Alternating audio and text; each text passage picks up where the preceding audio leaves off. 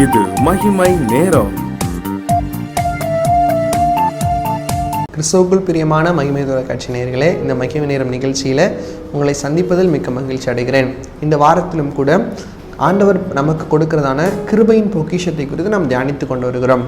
அதே போல் வேதாகமத்தில் யார் யாருக்கு கர்த்தர் கிருபை கொடுத்தார், அந்த கிருபையில் அவர்கள் நிலைத்திருந்தார்களா என்று சொல்லி இன்றிலிருந்து நாம் தியானிக்க இருக்கிறோம். அதற்காக முதலாவதாக நாம் தெரிந்து கொண்ட தேவ மனிதர் நோவாவை குறித்து கர்த்தர் நம்மிடத்தில் பேச சித்தமாக இருக்கிறார். நோவாவினுடைய வாழ்க்கையில் என்ன கிருபையை கர்த்தர் கொடுத்தார், அந்த கிருபையில் நோவா நிலைத்திருந்தாரா என்று சொல்லி நாம் பார்ப்போமானால், ஆதியாகமம் 6வது அதிகாரம் 5வது வசனம் முதல் 10வது வசனம் வரைக்கும் இந்த சம்பவம் அடங்கி இருக்கிறது. அதில் 8வது வசனம் சொல்கிறது, நோவாவுக்கோ கர்த்தருடைய கண்களில் கிருபை கிடைத்தது. நோவாவுக்கு என்று சொல்லவில்லை, நோவாவுக்கோ கர்த்தருடைய கண்களில் கிருபை கிடைத்தது. அப்போ ஏதோ ஒரு விசேஷத்த கிருபையை கர்த்தர் நோவாவுக்கு கொடுக்கிறார். எனவே தான் நோவாவை இந்த இடத்துல ஒரு ஸ்ட்ரெஸ் பண்ணி, நோவாவை இந்த இடத்துல ஒரு எம்பசஸ் பண்ணி சொல்றாங்க, நோவாவுக்கோ கர்த்தருடைய கண்களில் கிருபை கிடைத்தது. பிரியமானவர்களே, இன்னைக்கு நம்மை பார்த்து, உங்களுடைய பேரை பார்த்து ஆண்டவர் இவனுக்கோ இவனுடைய கண்களில் கிருபை கிடைத்தது சொல்ல முடியுமா? சிந்தித்து பாருங்க. நோவாவுக்கு கர்த்தருடைய கண்களில் கிருபை கிடைக்க காரணம் என்ன? 7வது வசனம் சொல்கிறது, நான் சிருஷ்டித்த மனுஷனை பூமியில் வைக்காமல் மனுஷன் முதற்கொண்டு மிருகங்கள், ஊரும் பிராணிகள், ஆகாயத்து பறவைகள் பரியந்தமும் உண்டாயிருக்கிறவைகளை நிக்கிரகம் பண்ணுவேன். நான் அவர்களை உண்டாக்கினது எனக்கு மனஸ்தாபமாக இருக்கிறது என்று சொன்னார். இந்த உலகத்தில் உள்ள மற்றவர்கள் எல்லாரும் ஆண்டவருக்கு பிரியமில்லாமல் ஆண்டவருக்கு மனஸ்தாபமாக ஏற்படுத்துகிற காரியங்களை செய்து வந்த போதிலும் நோவா என்ன செய்கிறார்? தன்னுடைய வாழ்க்கையில ஆண்டவருக்கு பிரியமாய் நடக்கிறார்.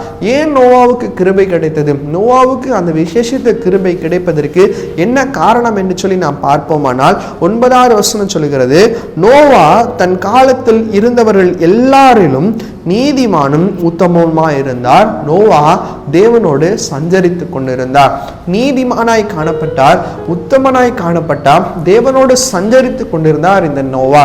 இன்னைக்கு நம்மை பார்த்து ஆண்டவர் சொல்ல முடியுமா? ஆண்டவர் நமக்கு இந்த விசேஷத்த கிருபைகளை எல்லாருக்கும் ஆண்டவர் கொடுத்திருக்கிறார். ஆனால் இந்த நோவா அழிவுக்கு விலக்கி காக்கப்படுகிறார் என்கிறதான ஒரு விசேஷித்த கிருபை அவர் பெற்றுக்கொள்கிறார் என்று சொன்னால், அவரிடத்திலே காணப்பட்டதான இந்த விசேஷித்த பண்புகளால் மாத்திரம்தான் முடிந்தது. நம் நேற்றைய தினத்தில் பார்த்தது போல கிருபை அனைவருக்கும் இலவசமாய் ஒவ்வொரு நாளும் ஆண்டவர் கொடுக்கிறார். ஆனால் இந்த நோவாவுக்கு கிடைத்தது விசேஷித்த கிருபை. இன்னைக்கு உங்களுக்கும் இந்த குடும்பத்திற்கும் உங்களை சார்ந்தவர்களுக்கும் இந்த விசேஷித்த கிருபையை கர்த்தர் கொடுக்க வேண்டும் என்று சொன்னால் நாம் என்ன செய்ய வேண்டும்? உலகத்திற்கு விலகி ஓடி ஆண்டவருடைய பாதத்தில் நாம் கீழ்ப்படிய வேண்டும். நோவா எப்படி நீதிமானாய் காணப்பட்டார்? சங்கீதம் 1வது சங்கீதத்தில் நாம் வாசிக்கும் போது துன்மார்க்கன் எப்படி இருப்பான், நீதிமான் எப்படி இருப்பான் என்று சொல்லி நம்மால் வேறு பிரித்து பார்க்க முடிகிறது.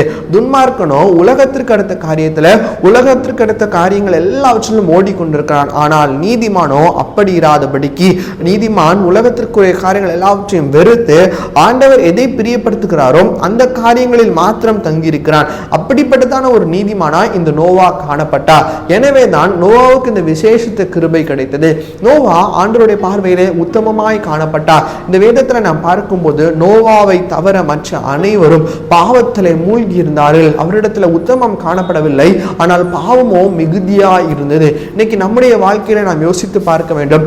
ஆண்டவர் உங்களுக்கென்று சொல்லி ஒவ்வொருவருக்கும் ஒவ்வொரு விசேஷத்த கிருபைகளை வைத்திருக்கிறார். இவன் இப்படி ஆக வேண்டும், இவள் இப்படி ஆக வேண்டும் என்று சொல்லி, இவன் என்னுடைய பார்வையிலே கனம் பெற்றவனா இப்படி இருக்க வேண்டும் என்று சொல்லி ஒவ்வொருவருக்கும் கர்த்தர் ஒரு விசேஷத்த கிருபையை வைத்திருக்கிறார். ஆனால் அந்த கிருபையை நாம் பெற்றுக்கொள்வதற்கு நம்மிடத்துல ஆண்டவருக்குமாக கீழ்ப்படிதல் காணப்படுகிறதா, ஆண்டவருக்குமாக நீதிமானா இருக்கிற தன்மை காணப்படுகிறதா, இல்லை பாவம் மிகுதியாய் காணப்படுகிறதா?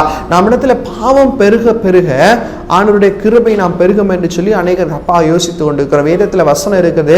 ரோமர் 5:20 பாவம் பெருக பெருக கிருபை பெருகிட்டு என்று சொல்லி, அந்த கிருபை எதற்காக பெருகிச்சு? இந்த பாவத்திலிருந்து மீட்டெடுக்கிறதுக்காகவே பெருகினதை தவிர இன்னும் பாவம் செய்யலாம் என்பதற்காக பெருகவில்லை. உலகத்தார் பாவம் செய்ய செய்ய நோவாவின் மேல் உள்ள கிருபை தான் பெருகினதை தவிர அவர்கள் மேல் கிருபை பெருகவில்லை. பிரியமானவர்களே, நீங்கள் ஆண்டவருக்கு உண்மையும் உத்தமமாய் நடக்கும் போது உங்க மேல இருக்கிற கிருபை ஆண்டவர் சமூகத்துல பெருகும். உங்க மேல ஆண்டவர் வச்சிருக்கிறதான தயவு, இரக்கம், கிருபை எல்லாம் பெருகும். ஆனால் பாவத்திலே வாழ்ந்து கொண்டு ஆண்டவருடைய கிருபைக்காக, அதிலும் விசேஷத்தை கிருபைக்காக நாம் பிரயாசித்துக் கொண்டிருப்போமானால் அதுல எந்த விதமான பிரயோஜனமும் இல்லை. அதற்கு நமக்கு எந்த விதமான பிரயோஜனமும் அது தராது. பிரியமானவர்களே, இன்னைக்கு யோசித்து பாருங்க, விசேஷத்தை கிருபைகளை பெறுவதற்கு நீங்களும் நானும் தகுதி உள்ளவர்களா இருக்கிறோமா? நோவா நீதிமானா இருந்தார், உத்தமனா இருந்தார், தேவனோடு சஞ்சரித்து கொண்டிருந்தார். இன்னைக்கு கொஞ்ச நாள் நம்ம ஞாயிற்றுக்கிழமை மாத்திரம் தேவனோடு சஞ்சரிக்கிறோம், மற்ற நேரத்துல தேவனோடு விலகி எங்கேயோ போகிறோம். அப்படி இருப்போமானால் நம்முடைய வாழ்க்கையில விசேஷத்த கிருபையை நம்மால் பெற்றுக்கொள்ள முடியாது. இந்த கிருபையாக பொக்கிஷத்தை நம்மால் அனுபவிக்க முடியாது. பிரியமானவர்களே, இந்த கிருபையாகிய பொக்கிஷம் நமக்கு வேண்டுமானால் ஆண்டவருடைய சமூகத்திலே நாமே அர்ப்பணிக்க வேண்டும். ஆண்டவருக்கு பிரியமாக நாம் நடக்க வேண்டும். அப்படி இருப்போமானால் விசேஷத்த கிருபையை ஆண்டவர் கொடுக்கிறார். யாக்கோபு 4:8 சொல்கிறது, தேவனிடத்தில் சேருங்கள், அப்பொழுது அவர் உங்களிடத்தில் சேர்வார். நீங்க தேவனிடத்தில் சேர்ந்து நீங்க தேவனுக்கென்று உண்மையும் உத்தமமாய் நீங்கள் பிரயாசப்படும் போது ஆண்டவர் உங்களுக்கென்று வைத்திருக்கிறதான கிருபைகளை அவர் அள்ளி கொடுப்பார். அவர் உங்களுக்கென்று வைத்திருக்கிறதான கிருபைகளை ஒவ்வொரு நாளும் உங்களுக்கு கட்டளையிட ஆண்டவர் சித்தமாக இருக்கிறார். ஆனால் நாம் தேவனிடத்தில் சேராமல் விலகி போல் சென்று கொண்டிருந்து கிருபையை மாத்திரம் வேண்டும் என்று சொல்லி நாம் யோசிப்போமானால் அது நமக்கு நடக்காது. நோவாவின் காலத்தில் நடந்தது போல இப்ப நடக்கும் என்று சொல்லி கர்த்தர் சொல்லுகிறார். அப்போ நோவாவின் காலத்தில் அநேகர் கிருபையை இழந்து போனாங்க, அவங்களுக்கு கொடுத்த கிருபையை அவங்க போக்கடித்தாங்க. ஆனா நாம் கிடைத்த கிருபையை நாம் போக்கடிக்காதபடிக்கு, நமக்கு கிடைத்த கிருபையை இழந்து போகாதபடிக்கு நோவாவை போல விசேஷித்த கிருபையை இந்த கடைசி காலத்துல பெற வேண்டும் என்று சொல்லி கர்த்தர் நம்ம ஒவ்வொருவரையும் விரும்புகிறார். அதற்கு நம்ம பாத்திரவானா இருக்கிறோமா? அதற்கு அந்தபடி நம்ம நடக்கிறோமா? சிந்தித்து பாருங்க பிரியமானவர்கள். இதை கேட்டுக்கொண்டிருக்கிறதான நீங்களும் நானும் இந்த நேரத்துல நம்ம மனம் திரும்ப வேண்டும் என்று சொல்லி கர்த்தர் எதிர்பார்க்கிறார். நம்ம ஒப்பு கொடுக்க வேண்டும். இந்த கடைசி நேரத்துல இனி காலம் செல்லாது. நோவாவின் காலத்துல நடந்தது போல இனி நடக்கும். ஆனால் அந்த நோவாவின் காலத்துல நடந்ததற்கு தப்ப வேண்டும் என்று சொன்னால் ஒரே ஒரு காரியம் மாத்திரம் தான் நமக்கு தப்ப முடியும். அது என்னது? அதான் விசேஷித்த கிருபை. நோவாவுக்கு கிடைத்த அந்த கிருபை நமக்கும் கிடைக்க வேண்டும். அப்ப நமக்கும் கிடைக்க வேண்டும். ஆனால் நம்முடைய வாழ்க்கையில ஒரு மாறுதல் வேண்டும். நாம் நீதிமானா இருக்க வேண்டும், உத்தமனா இருக்க வேண்டும், ஆண்டவருடைய சமூகத்தில் தேவனோடு சஞ்சரித்துக் கொண்டிருக்க வேண்டும். தேவனிடத்தில் நாம் சேரும் போது அவருடைய கிருபை நம்மை வந்து சேரும். அதுல எந்த விதமான தடையும் இல்லை. பிரியமானவர்களே, கடைசி காலத்துல ஆண்டவருடைய வருகைக்கென்று ஆயத்தமா இருக்கிற நாம் ஆண்டவரிடத்துல நம்ம அர்ப்பணிப்போம். ஆண்டவரிடத்துல நம்ம உறுதியாய் ஒப்பு கொடுப்போம். ஆண்டவரே, உங்களுடைய வருகைக்கென்று உண்மையும் முத்தமாய் நான் அர்ப்பணிக்க நீர் எனக்கு கிருபை செய்ய, நோவாவுக்கு கொடுத்த கிருபை எனக்கு தாங்க என்று சொல்லி கர்த்தரிடத்துல கேட்போமா? அன்புள்ள இயேசுப்பா, எங்களை நேசிக்கிறவரே, எங்களை வழி நடத்துகிறவரே, நம்ம துதிக்கிறோம் ஆண்டவரே. ஆமென் சுவாமி. கடைசி காலத்தில் நோவாவின் காலத்தில் நடந்தது போல எங்கள் காலத்தில் நடக்கும் என்று சொல்லியிருக்கிறீங்களே, அந்த நோவாவின் காலத்தில் அப்பா நோவாவுக்கு விசேஷத்த கிருபை கொடுத்து நோவாவையும் நோவாவின் குடும்பத்தாரையும் காப்பாற்றின ஆண்டவர், இன்னைக்கு எங்களுக்கும் அந்த விசேஷ கிருபை நீர் கொடுங்கப்பா. துணிகரமான பாவத்தில் நாங்கள் ஈடுபடாதபடிக்கு ஆண்டவரே, உமக்கு பயந்து ஆண்டவரே துன்மார்க்கத்திற்கு விலக்கி ஓடி நீதிமான் என்கிற பாதையில் நாங்கள் நடக்க நீங்கள் கிருபை செய்யுங்கப்பா.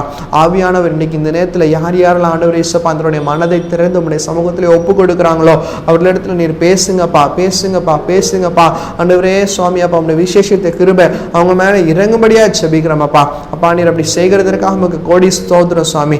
இந்த நேரத்தில் ஆண்டவரே இயேசுப்பா, இருளின் அந்தகாரங்கள் எல்லாம் விலகட்டும் ஆண்டவரே. வெளிச்சத்தின் பாதையில ஒவ்வொருவரையும் நடத்தும்படியா செபிக்கிறோம். ஆவியானவருடைய பிரசனம் ஒவ்வொருவரையும் தாங்கட்டும். மீட்பராம் இயேசுவின் இனிதான இன்ப நாமத்தில் வேண்டி செபிக்கிறோம் எங்கள் ஜெபங்களும் நல்ல பிதாவே. ஆமேன், ஆமேன்.